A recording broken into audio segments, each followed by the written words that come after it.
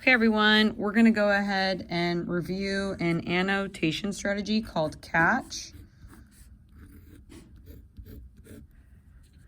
This is a great way to do a close reading, which can help us to understand the book and get more into it. The C stands for circle unknown words. And we need to define them. Meaning we should look up the definition, write the definition in the margin. The next one is to ask questions about the text. So often kids say, I'm really bored. It's usually because we're not asking questions about what's happening. And I'm going to add an extra A, also answer your questions. Okay, finally, talk to the text. And that's very much like this idea of answering our questions. If we're answering our questions, we're kind of talking to the text. You know, talking to the text can also be like, I relate, right? Or maybe you're starring because you twinkle, you agree.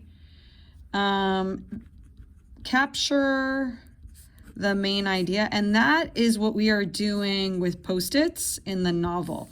So we may not always be able to do a close reading in the book, you know, because it's hard to write in a copy if it's not ours. So we'll do a close reading here as an anticipatory set, and we'll do catch. But you can always capture the main idea on Post-its. And, you know, if you really need to, which I would advise, I'm sure you can circle unknown words with a pencil. And then you can have as many Post-its from me as possible. But for capture the main idea, down at the bottom, one sentence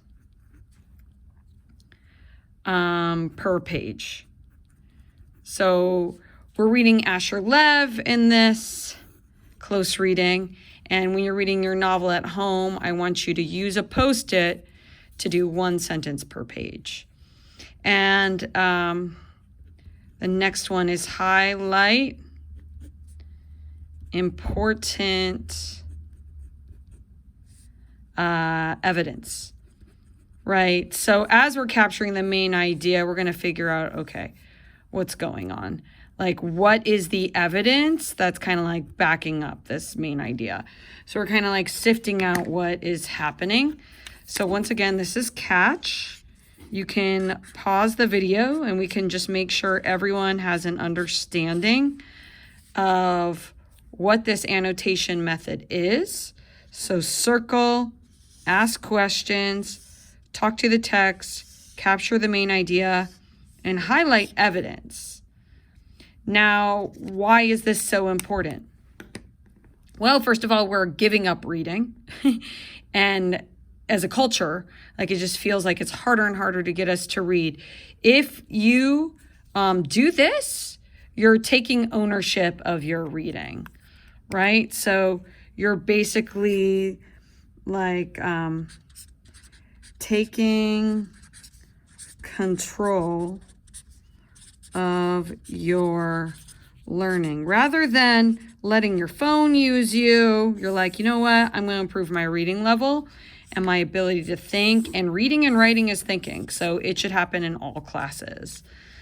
Okay, so these are kind of those expectations. So again, I'll pause.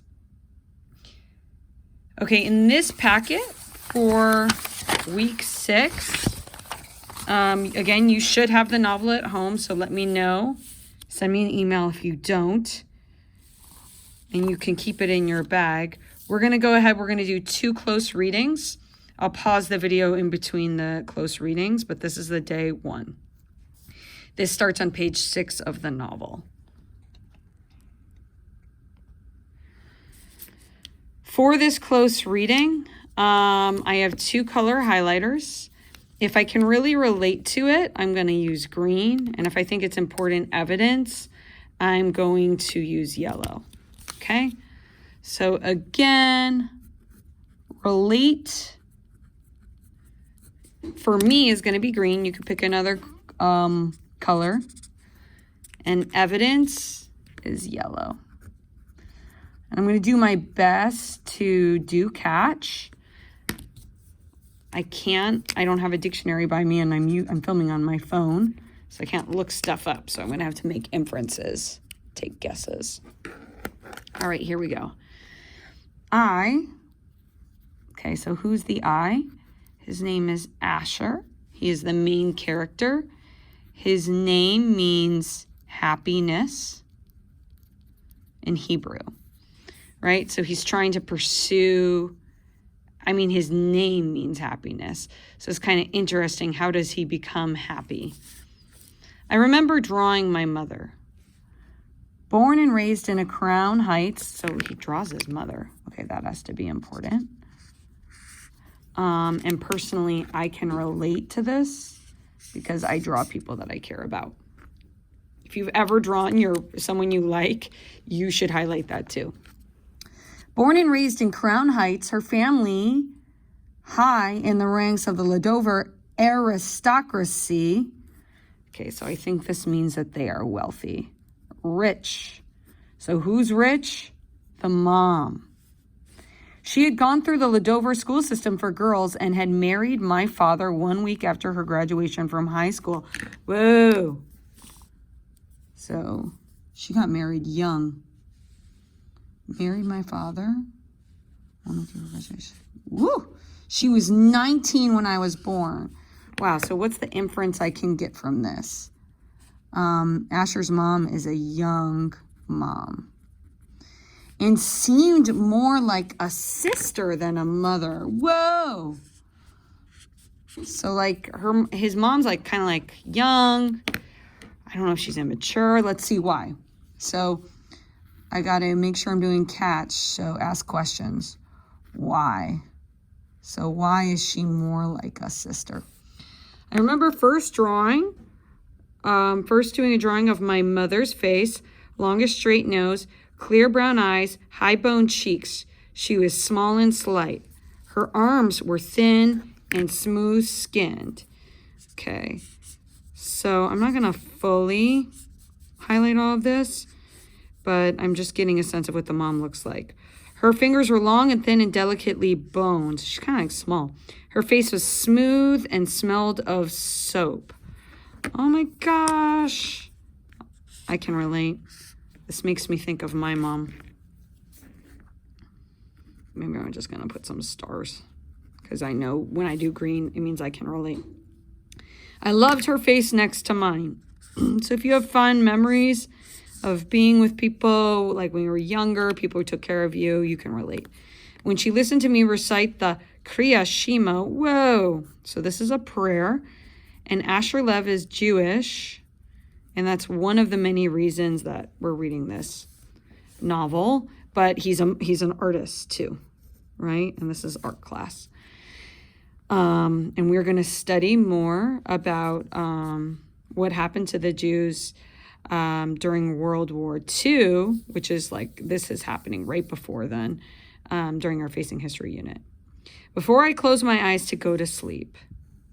Okay, so I remember my mom didn't recite a prayer, but she told me stories. And I remember how nice she was to me. I remember those early years of my life. So we all had early years of our life. We can all highlight that. Those first years of my efforts with pens and pencils and crayons. Okay, so this has to be about him being an artist. So Asher means happiness, but he is an artist. Does art make Asher happy? And let's pause, turn to your partner and discuss the following. Can art make someone happy? Can doing art make someone more happy? Because this is Asher Lev. Can it make him more happy? Turn to your partner and discuss again. Does the process of doing art make people happy? Okay, raise your hand if you agree. Raise your hand if you disagree. All right.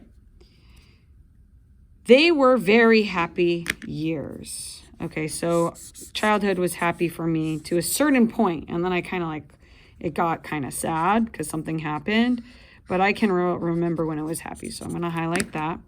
Laughter came easily to both me and my mother. Okay. So, like, there's a lot of ways that you can, in your reading journal, write about how you relate to Asher Lev. We played, we took long walks. She was a gentle big sister. So maybe you have someone who's like a mother to you, whether that's like who was a grown-up or a teacher or an auntie. Maybe you can write about them. That's like, you know, your mother, or yeah, your Asher Lev.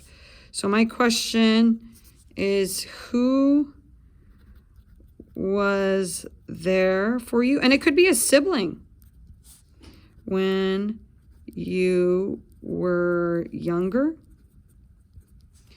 I drew her walking with me along Brooklyn Parkway, her coat collar up around her chin, her cheeks flushed in a high autumn wind, two roundish spots of bright pink against the smooth, fair skin.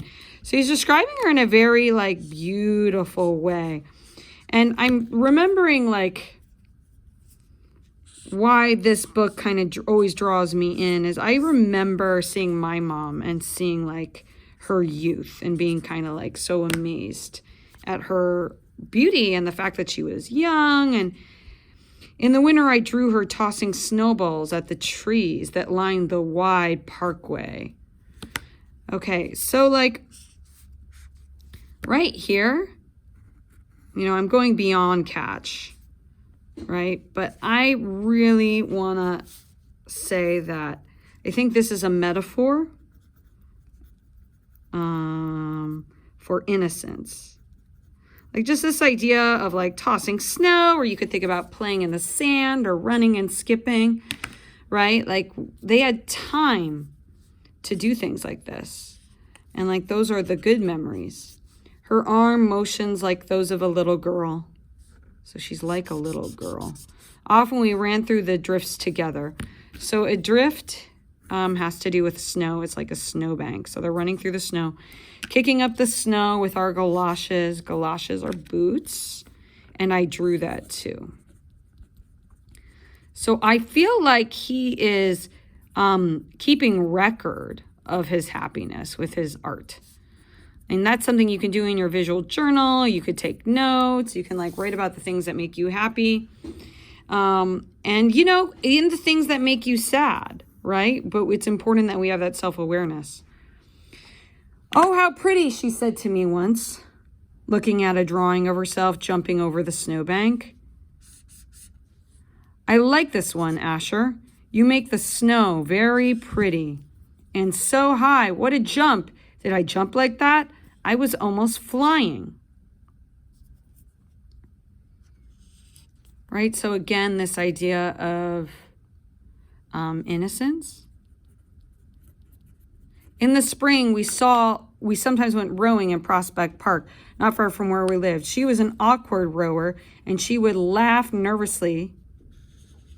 So maybe she's not that confident, right?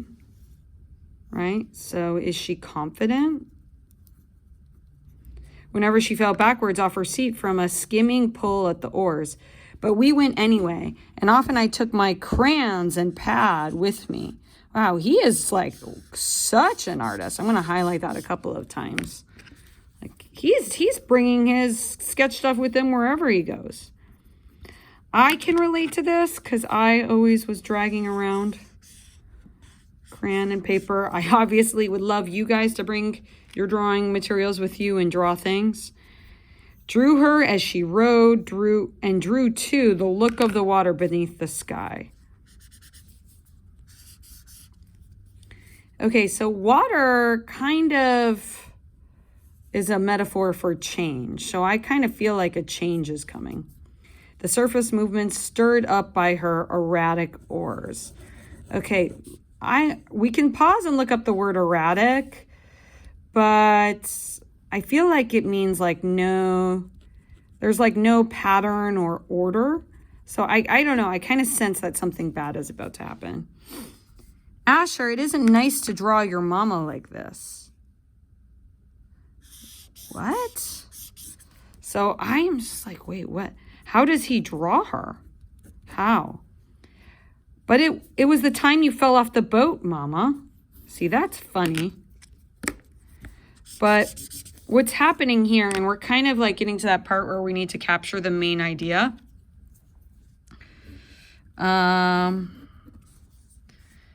Asher draws the truth. Like, he is very honest, right? If his mom is being erratic or falling off the boat, he will draw that truth. Do humans like the truth? So this is kind of like a main idea. This is what I would kind of like put on my post-it. He draws the truth, but it isn't respectful, but the shore is very pretty. How do you do that? So Asher draws the truth.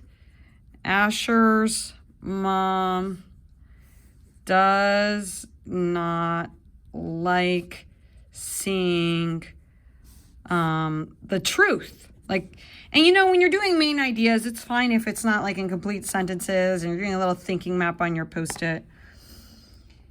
It isn't respectful. So isn't like, I can relate to that. So often parents are like, "Ugh, you're being disrespectful."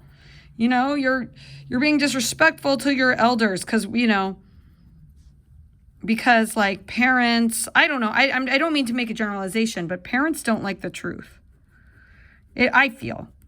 You guys can disagree. But the shore is very pretty. How did you do that? So she likes it when he draws pretty things, but she doesn't like the truth. I use sand from the beach, Mama. Can you see the sand? Whoa. In his drawing? He put the sand in the drawing? That's crazy. And in the summer, I drew her in the light long sleeve blouses with the tiny beads of perspiration on her upper lip. So perspiration and beads, that's referring to sweat. So he's drawing her sweat. She's not going to like that. And brow. Her dresses and blouses were always long sleeve, for out of modesty, the women of our group never wore long sleeve garments. So when he's talking about our group right here, I'm pretty sure he's talking about like the Jewish culture. Like, they're modest, meaning they don't show their skin. So we're learning about like how his culture impacts him. Garments is clothes. And so here's the thing, like often you guys like will read and you'll like not understand words like aristocracy and garments and galoshes, right? And then it's like, because we're not understanding, it's boring, right? The book is boring. But you can annotate this deeply. You can request a Spanish copy from me. You can request more photocopies for close readings. But do you have to do this on every page? No, that's like unrealistic. But you should be able to do one post-it. You can lightly circle with pencil. And she perspired, that means sweat, a great deal in the heat, especially on our walks together. Okay, so he's drawing her sweating. She's not going to like that. What is that on my face? She asked, looking out of one of my summer drawings. Those are the spots, Mama. What spots, Asher? The wet spots. When it's hot, there are wet spots. After a moment, so this is the truth, right? So he sees, Asher sees and records the truth. So turn to your partner. Is this good or bad? Is this a good or bad gift? To be so aware of the world and to be so aware of the truth. Like, is the truth good or bad? Is the truth good or bad? Turn to your partner. I'll pause the video. But why didn't you draw the pretty birds, Asher? And the flowers, Asher? Why didn't you draw the flowers? So Asher is not drawing like things that are innocent. Like I remember when I was little, I would draw birds, right? And I would draw flowers when I was little. But Asher's growing up and he is seeing the truth. And he's reacting, his reaction to the truth is to make art. So is it good? And I know we're just talking about sweat, but we're kind of setting up for the story of this artist who just sees truth. And it's like my question to you guys when we do portraits, right? And we draw the people that, you know, we care about, or any sort of like studies of human portraits. Should we include things like sweat? Should we include all the details? Okay, we'll stop in a second. In the very early years before my mother came ill, my father traveled a great deal, and I can relate to this, right? And all of us can relate to this idea of before I grew up, because something happens that makes us grow up, right? And something happens that keeps us from drawing birds and flowers. Something always happens. We're going to stop. That was 20 minutes. Or so, a little less than that. We took time to record the catch. But now, hopefully, you're a little bit more inspired to read your novel at home. I'm going to come around and I'm going to give Post-its. But this was an intro. Don't lose this. We're going to keep doing a few more close readings from this packet. But just remember that we can make copies for you if like this really helps. But one Post-it per page. And if you're behind, catch up. And now that you've done this, surely everyone can relate to spending some time with someone that they care about, or this idea of whether or not the truth is good, like seeing the truth. So surely everyone can do a reading journal just about this to get those points up. Thank you guys. Thank you. Please do catch. Please read. Don't let reading go out of style. All right. Bye.